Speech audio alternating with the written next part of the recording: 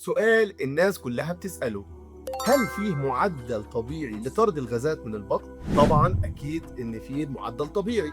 طب إيه هو؟ المعدل الطبيعي لو الإنسان صايم بيكون معدل إنتاج الغازات في البطن 17 ملي في الساعة، وبالتالي الإنسان الطبيعي بيكون معدل طرد الغازات من تحت بمعدل 10 مرات يوميا بدون رائحة تذكر.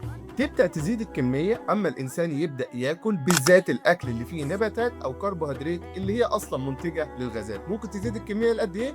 لضعف عن المعدل الطبيعي. الطبيعي إن الغازات بدون رائحة تذكر، ولكن إذا كان في بعض الأكلات اللي بتنتج غاز الكبريت دي بتؤدي إلى رائحة نفاذة. لو عندك غازات أكتر من المعدل الطبيعي لازم تدور على السبب. يوم صحة وعافية عليكم، دمتم سالمين.